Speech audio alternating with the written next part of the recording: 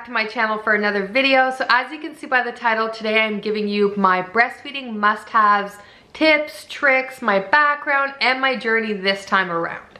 I waited so long to give you guys this video because I wanted to make sure that what I was giving you guys was really working for me. I want to share stories with you, really let you know how my journey has been so far, and then just some essentials that I have been using and that has made this breastfeeding experience so much easier on me. So a little bit about my background. This is my second time around. I did breastfeed my first son nearly 8 years ago for about a year. And now I am 7 months into it, or nearly 7 months into it with my second son. So the journey has been completely different with both children, as it's going to be. I just want to share this one with you guys and shed a little bit of light for those moms out there who are having a really difficult time and who want to persevere and push through it.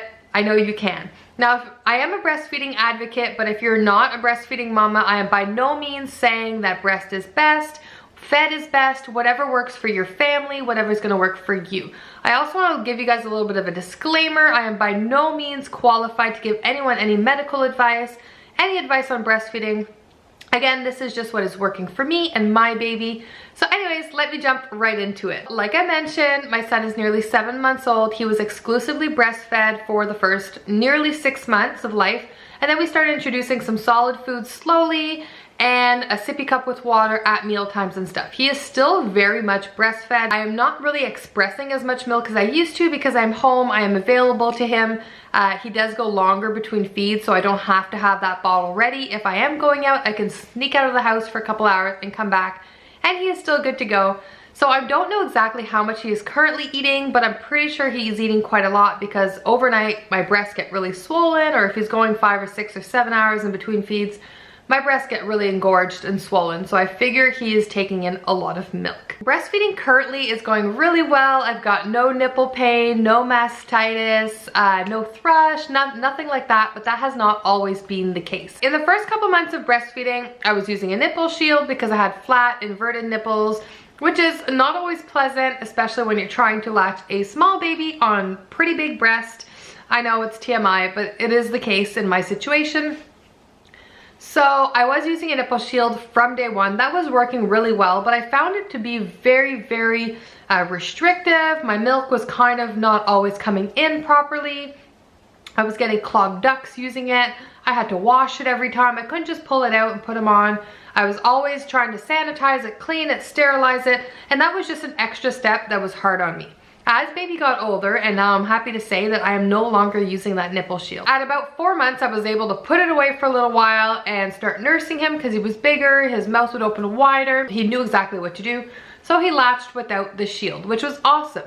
A few weeks after that, my breast started bleeding, I started being really, really sore, so I started using it again, especially on the one breast, just to kind of give my nipples kind of that break. And now, like at nearly 7 months, I am not using it anymore. I don't even know where I've put them. I've put them away, trashed them. I have no idea, but I'm not using them anymore, and it's going really well. So now that I've given you guys a little bit of a background on that whole nipple shield part, I am gonna jump into a few things that have definitely made that easier. So my number one tip for new mamas out there, or expecting mamas, or mamas who are just really struggling with breastfeeding, don't give up. See a lactation consultant. They are there. They specialize in your breast. They specialize in your latch. They're going to help you with a bunch of different positions. Try and show you a way to breastfeed properly where it's not going to hurt, where you're not going to be engorged, where the baby's going to be expressing the most milk possible, and just make breastfeeding a lot easier on you. So I urge you, if you are having difficulties, or if you're a new mom, go to a breastfeeding class, or definitely see your local lactation consultant or a midwife, or speak with your doctor. My number 2 tip when it comes to sore nipples and things like that are to use a good nursing balm.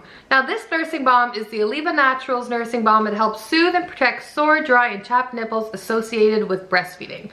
I really like this one in particular because it has a really nice scent. The texture is awesome, and it's lanolin free, and it is natural, so I haven't been wiping that off in between feeds. It kind of sinks in and stuff, and baby's fine. So I have been using this. So this video is a little bit weird. I'm just jumping back and forth, but I found this would be the easiest way to tell you guys and step by step how it's been working. So going back to my journey a little bit, in the beginning of my breastfeeding journey with Easton, my breasts got fully engorged, and they were engorged for the first like 6 to 8 weeks, and then it kind of regulates a little bit. but they were very swollen and engorged, and then I felt a dip in my milk supply. So things that I needed to help me with my milk supply were, number one, a good breast pump. Oh, that's on. So I have been using the MEDELA Freestyle breast pump. So I'm just showing you guys like the actual breast pump part of it, but I do have like the double electric breast pump, which has been a godsend, by the way.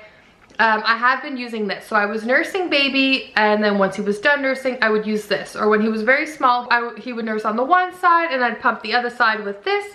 And then the next time I would switch it around. I would have him nurse on the side that I last pumped and then pump the other side. Just because I find babies express more from your breast than the pump. I don't find the pump has this strong enough suction, but it is definitely a good asset to have while you're breastfeeding. Now these are not cheap, they are expensive.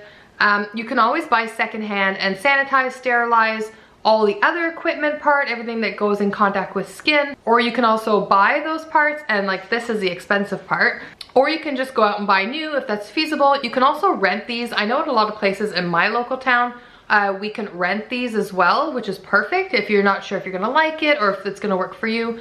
But a breast pump is definitely a must if you're going to be breastfeeding exclusively for a long period of time. It's also good, it gives you that freedom if you need to head out of the house and you can't always bring baby with you, or for mamas who go back to work early and you still want to continue breastfeeding baby. These are definitely like awesome. Before your milk regulates, you are gonna have some problems. I have problems anyways. I had overflow, oversupply. I would put baby's mouth on it and there would be milk scattered everywhere, all over his face. He was like choking in it.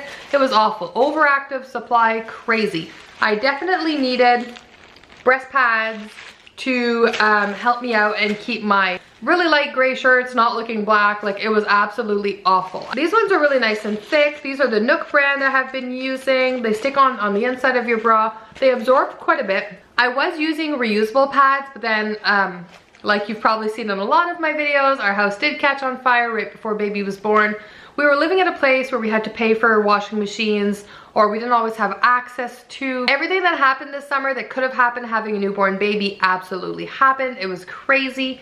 But anyways, I wasn't changing and washing 12 of these a day, and it was recommended for me to do so because at one point they did think I had thrush, and then they thought I had mastitis and I had shooting pains in my breast. Like I said, breastfeeding is not always easy. Sometimes it's very difficult. Sometimes a lot of women want to pull back because it's hard and it hurts and it's painful and it's often. But if you persevere, like I said, for the past 3 months, I have had no issues. Knock on wood. Knock on wood. I've had no issues, and it has been absolutely a wonderful experience having your baby boy, baby girl look up at you and just like play with your necklace and your hair while you're nursing and just like give you a cooing sound or a smile. For me, that has been absolutely like, best part of mothering and parenting a small baby. So anyways, I just got a box of like 60 of these and was using them and then throwing them out because that made my life easier. But now like my supply has kind of regulated and I'm not leaking as much, so I very rarely need to use these. Sometimes I'll put them in at night if he is going to be sleeping for a long stretch. Like I said, he's nearly 7 months old. He is sleeping for most of the night, like a good 9-10 hours. And my breasts are definitely like not containing everything for 9 or 10 hours. So sometimes I will wear these, but most of the time I don't have to wear them anymore, which is great.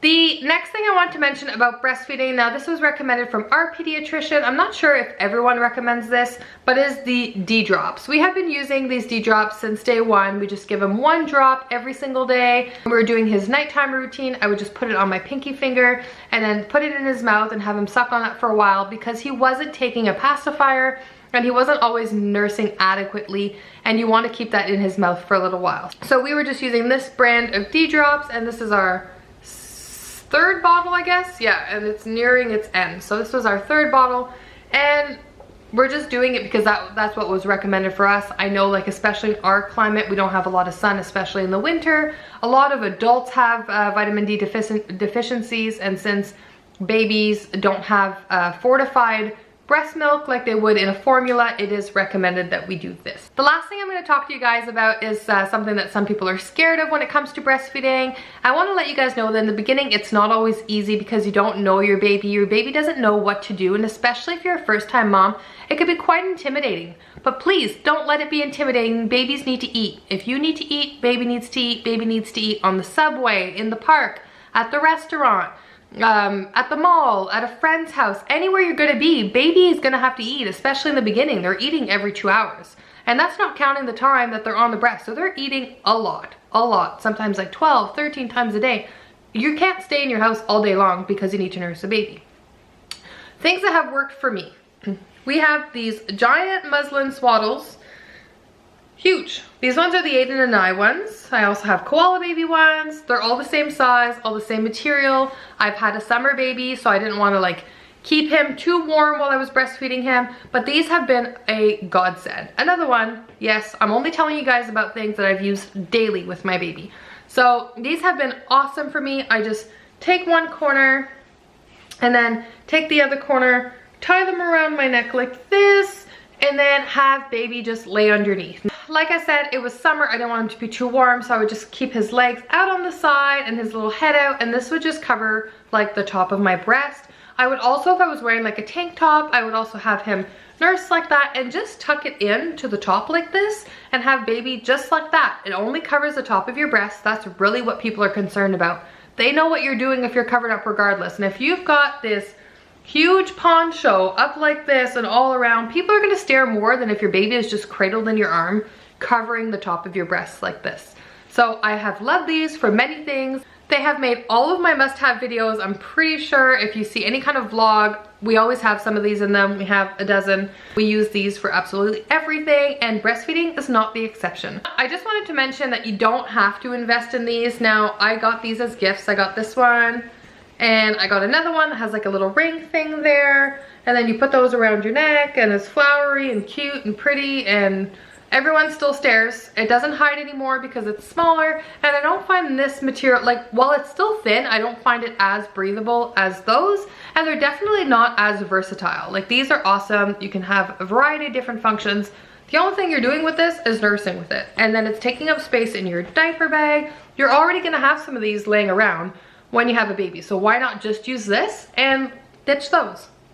The last thing on my list is definitely not a must, but it's definitely gonna make your life easier, and that's just workable clothing. There's all kinds of pretty blouses that don't tie up or have high necks or not easily pulled down or easily pulled up, and they're gonna make breastfeeding a lot harder, especially when you're in public. When you're at home, you can walk around topless for all you want, or just in your bra. Who cares? No one's staring at you, no one's judging, especially when you're nursing that often.